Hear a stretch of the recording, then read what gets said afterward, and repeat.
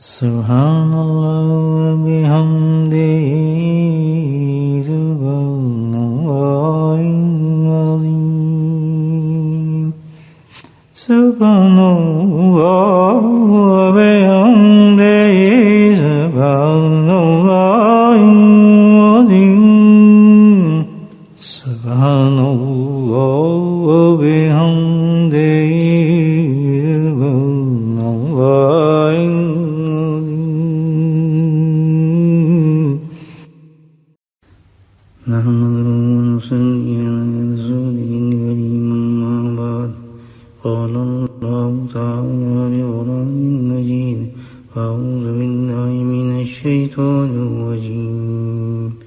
بسم اللہ الرحمن الرحیم ان اللہ وملائکتہ یصلون علی النبی یا ایھا الذین آمنوا صلوا علیہ وسلموا تسلیما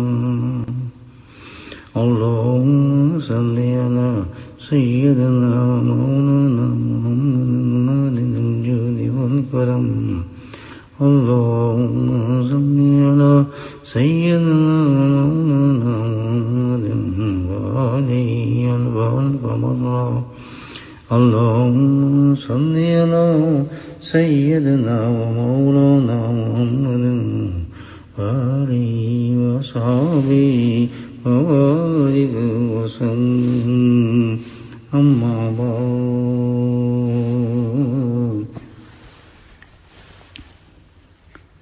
أعوذ بالله من الشيطان الرجيم بسم الله الرحمن الرحيم يا أيها الذين آمنوا كتب عليكم الصيام كما كتب على الذين من قبلكم لعلكم تتقون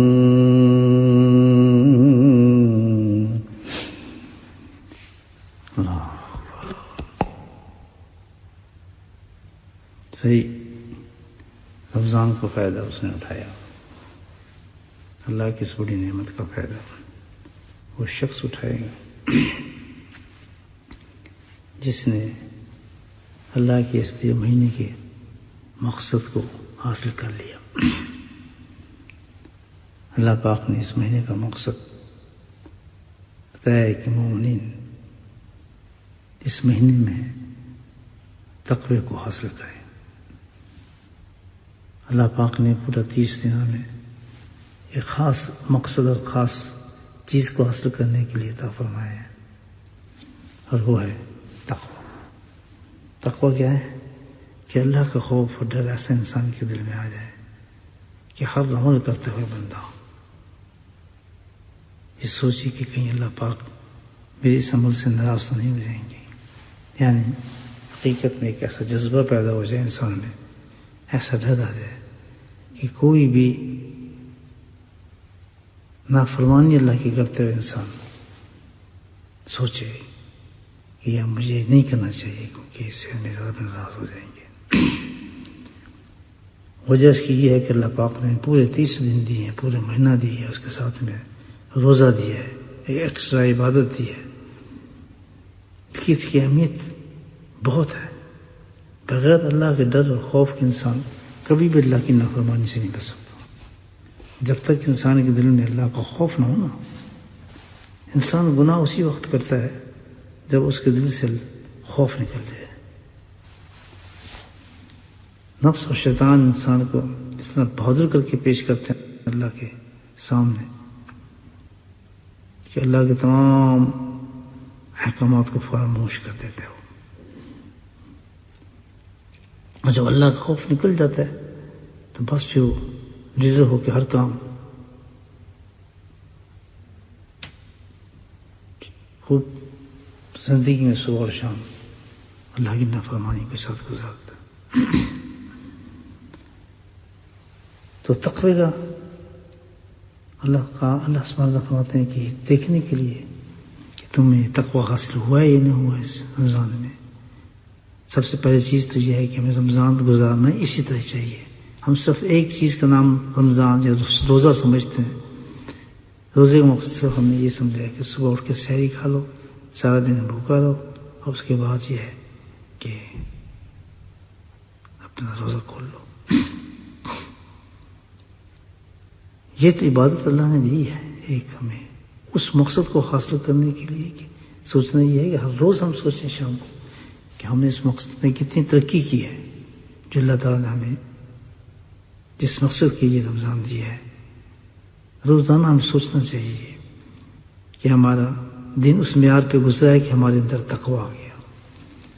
پھر اللہ پاک نے جیسا تقوی کی نشانی بتائی ہے، اس نشانی کو انسان دیکھے اپنے اندر، کمپیئر کرے کہ کیا وہ نشانی میرے اندر پہنچ گئی ہیں اور کتنی پہنچی ہیں، کس قدر میں نے ان نشانی کو حاصل کر لی ہے۔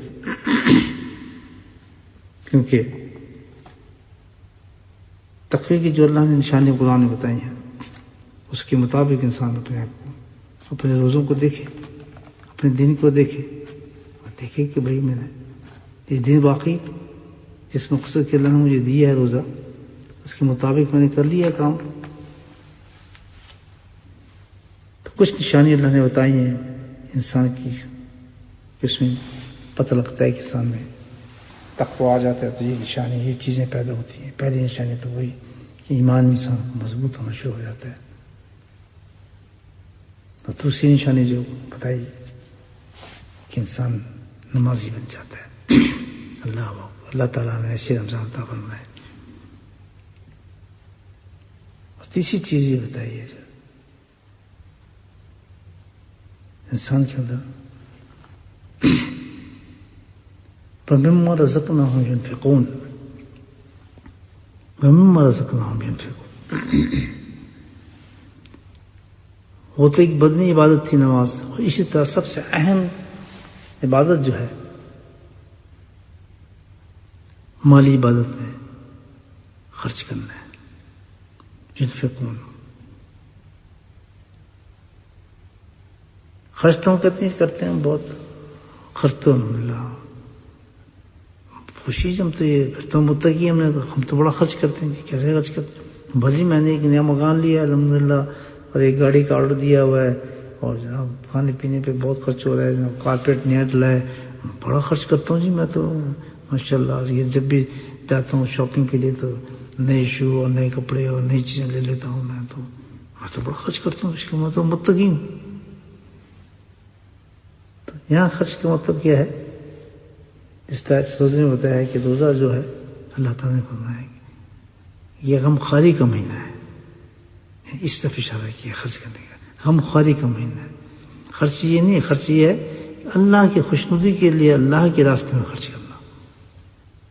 اپنی ذات پہ تو انسان بہت خرچ کرتا ہے، لیکن خرچ وہ ہوگا وَمِمَّا رَزَقْنَاهُمْ يُنْفِقُونَ سے کہ جو لوگ اللہ کی راہ کے اندر خرچ کرنے میں بہت الحمدللہ آگے ہیں۔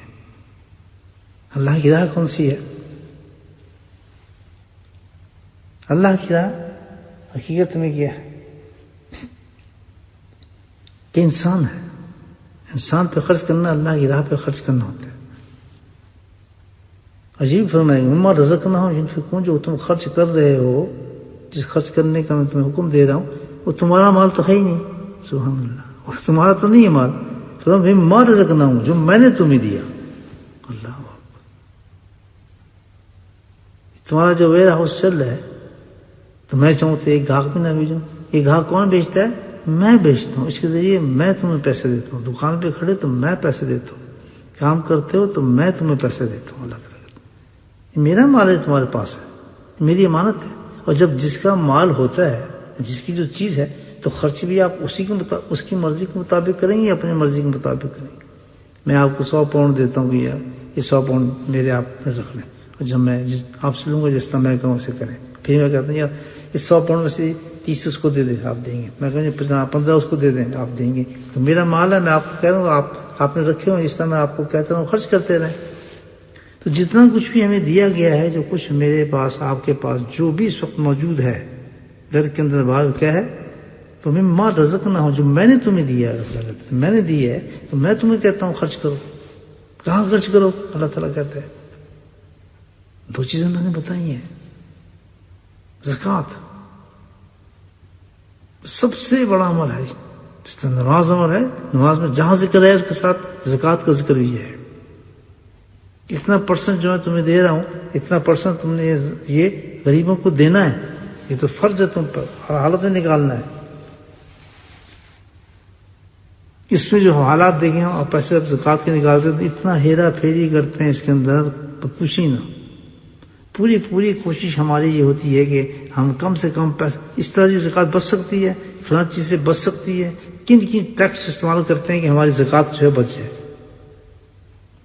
اتنا علماء کرام سے مسئلے پوچھتے ہیں جی اس میں میں تو یہ کرتا ہوں جی اتنا ٹائٹ کریں گے ہاتھ اس کو خرچ کرنے کے اندر، اتنا کریں گے کہ کم سے کم خرچ ہو.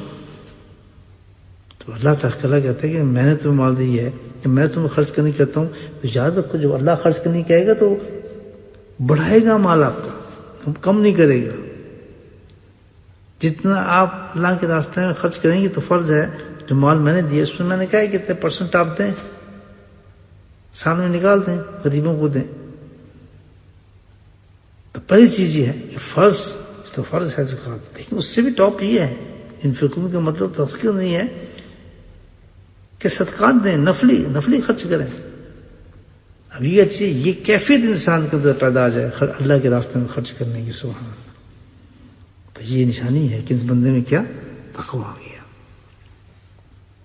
یہ کیفیت ہے جس کا غمخواری کا مہینہ ہے، خاص اللہ نے اشارہ فرمایا ہے اس مہینے کے بارے میں. دینا کس کو ہے پیسہ؟ غریبوں کا. کیوں؟ اللہ پاک نے دنیا میں دیکھیں سسٹم رکھا ہے. وہ غریب تم بھی ہو سکتے تھے اور ہم امیر وہ بھی ہو سکتا تھا، یعنی الٹا ہو جاتا.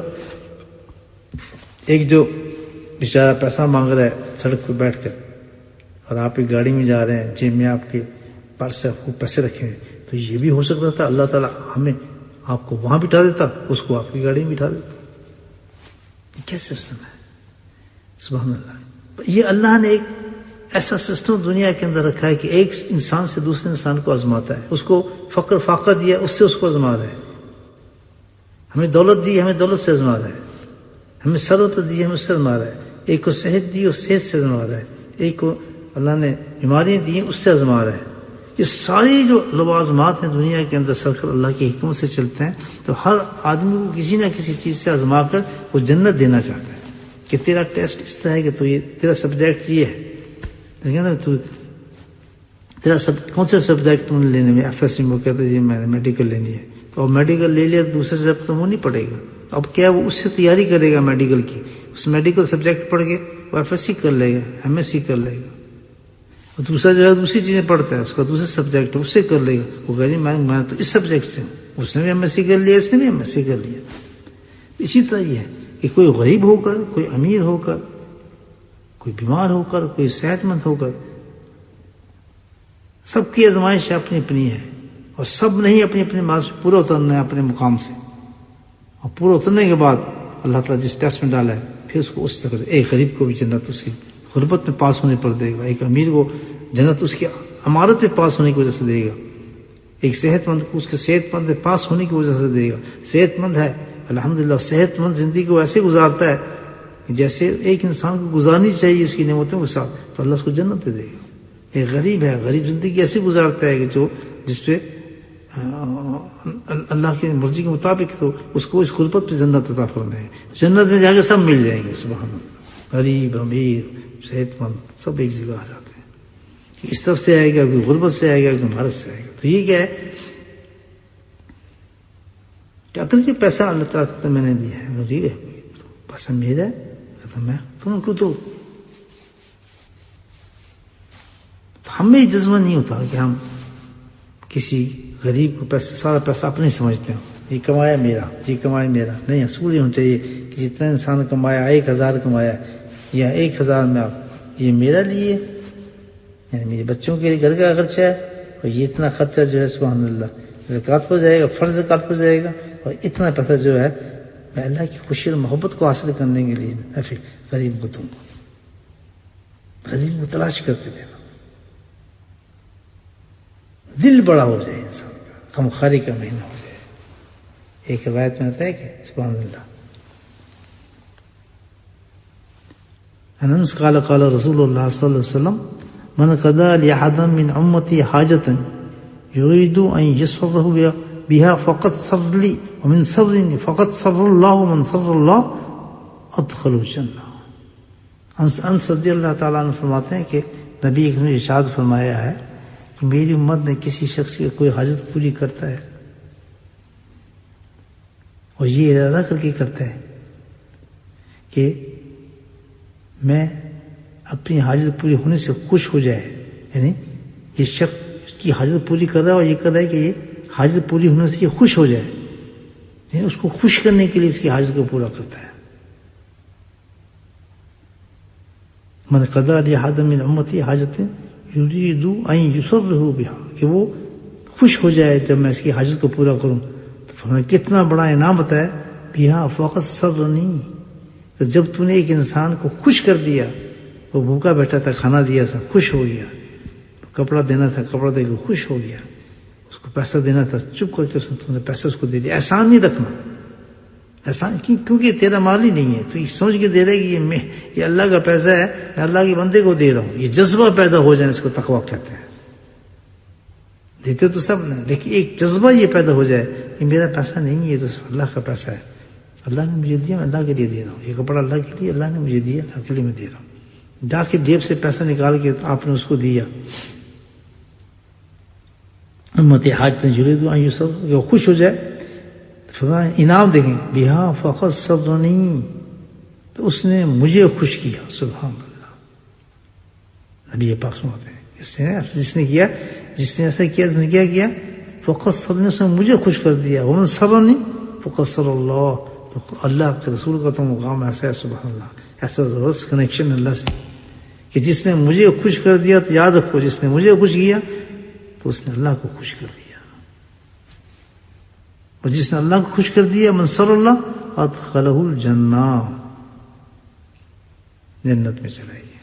یہاں ایک نقطہ آپ یہ دیکھنے کی، جنت جو ہے کس طرح دیکھیں کہ یہ بھی ہمیں کوشش کرنی چاہیے کہ اللہ کے رسول ہم سے خوش رہیں، وہ اعمال ہم کریں جس سے اللہ کے نبی خوش ہو جائیں. کہ اللہ کے نبی نے فقط سرنی من سر، اگر تو نے مجھے خوش کر دیا، من سرنی، اگر تو تیری کسی بات سے میں خوش ہو گیا تو یہ یاد رکھنا کہ میری خوشی پر اللہ بھی خوش ہو جاتا ہے، اور جس سے اللہ خوش ہو جاتا ہے ادخل الجنہ، اس کو اللہ جنت میں داخل کر دیتا ہے. یہ ایک بہت بڑی کمی ہے کہ ہم پیسوں کو گن گن کے رکھتے ہیں، نوٹوں کو گن کے رکھتے ہیں. کبھی ہمارا خیال ہی نہیں جاتا کہ ہم کسی میں تقسیم کریں، کسی کو دے دیں، کسی غریب. حالانکہ اللہ نے معاشرہ ایسا بنایا ہے کہ کسی کو حاجت روائی کرنے کے لیے اللہ نے ایسے انسان غریب پیدا کر دیے ہیں کہ ہم ان غریبوں کو احسان ہے کہ ہم پہ خرچ کرتے ہیں. حقیقت کتنی بڑی روایت ہے، جس نے کسی مسلمان کو، ننگے مسلمان کو جس پاس کپڑا نہیں تھا، کپڑا پہنایا تو اللہ رب عزت اس کو جنت کا لباس پہنائیں گے. جب کسی مسلمان بھوکے کو کھانا کھلائے، اللہ سبحانہ تعالیٰ جنت کے پھل اس کو کھلائیں گے. کسی مسلمان پیاسے کو کسی نے پیاس بجھائی، اللہ سبحانہ تعالیٰ جنت میں مہر لگی شراب طہور اس کو پلائیں گے. کیا شراب ہوگی مجھے بتائیں؟ مہر لگی، سبحان، اسٹیمپڈ شراب، پیور.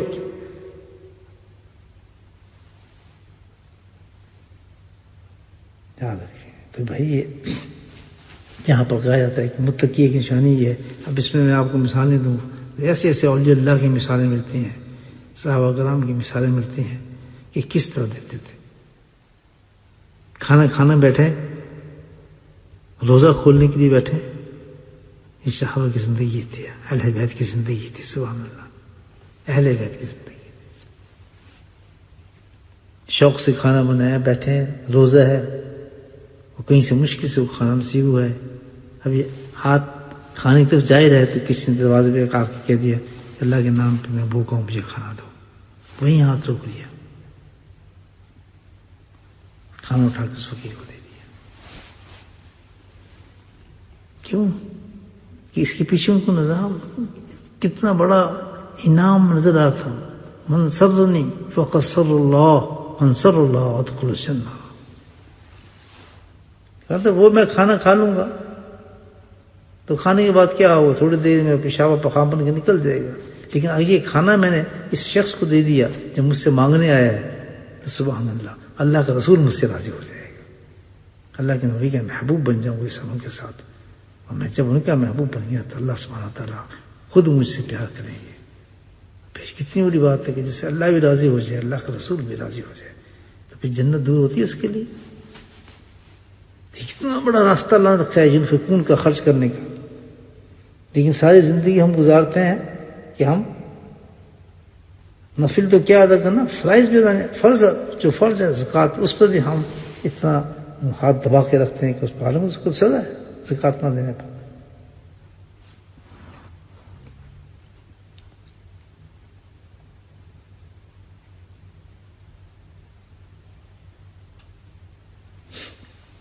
اللہ کے نبی صلی اللہ علیہ وسلم فرماتے ہیں کہ جب کوئی انسان کسی تنگ دست کی تنگ دستی کو دور کرتا ہے اس دنیا کے اندر، تو اللہ رب العزت دنیا آخرت میں اس پر آسانی فرما دیتا ہے. یہ راستے ہیں. کتنی بڑی بات اللہ تعالیٰ خرچ کرنے کی. مصیبتیں، بلائیں، پریشانی، بیماری انسان پہ جب آتی ہیں، کوئی صدقہ دے دے تو اس صدقہ اس بیماری کو ختم کر دیتا ہے، مار دیتا ہے.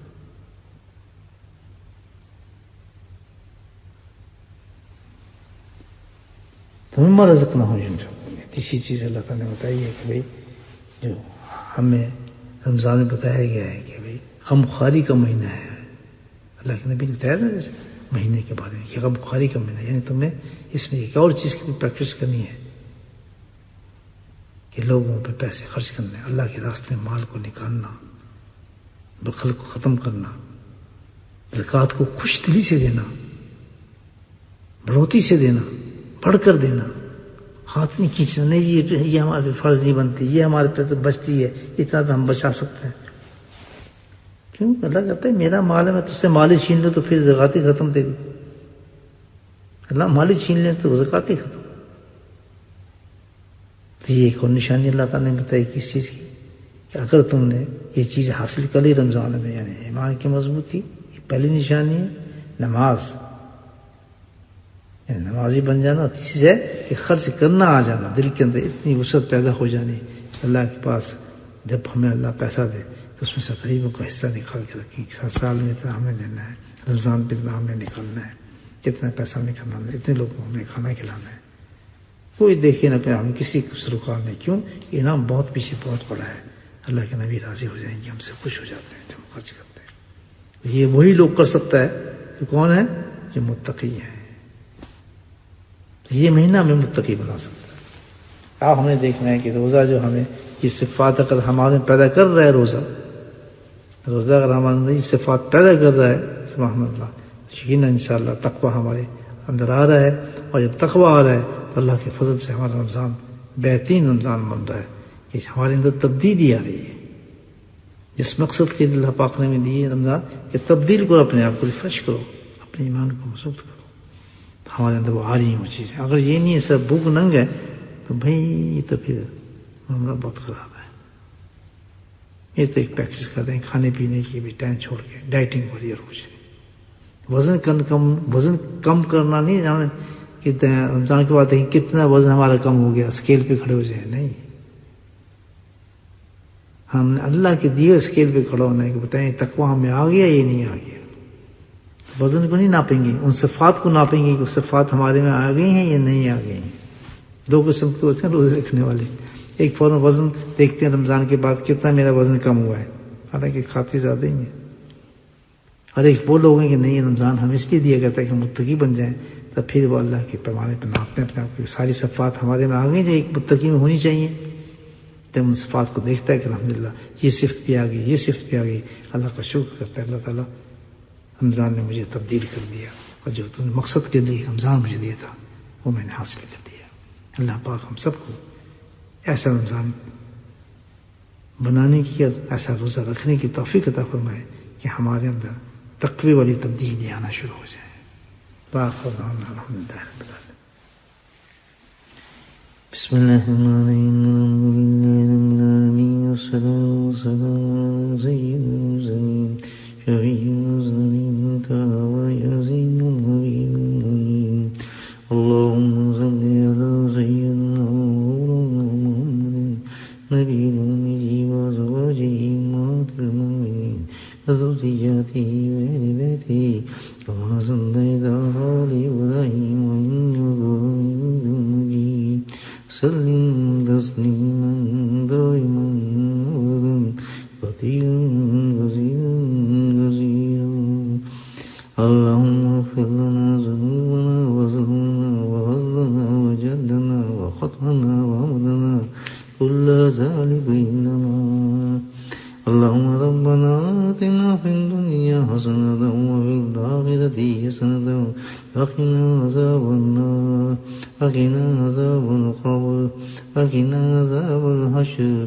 وقنا عذاب الميزان وادخلنا جنة مع الأبرار يا عزيز يا غفار يا رب العالمين ربنا لا تؤاخذنا إن نسينا وأخطأنا ربنا ولا تحمل علينا إصرا كما حملته على الذين من قبلنا ربنا ولا تحملنا ما لا طاقة لنا به واعف عنا واغفر لنا وارحمنا أنت مولانا فانصرنا على القوم الكافرين اللهم أعنا على ذكرك وشكرك وحسن عبادتك يا حي يا قيوم برحمتك نستغيث لا إله إلا أنت سبحانك إني كنت من الظالمين لا إله إلا أنت سبحانك إني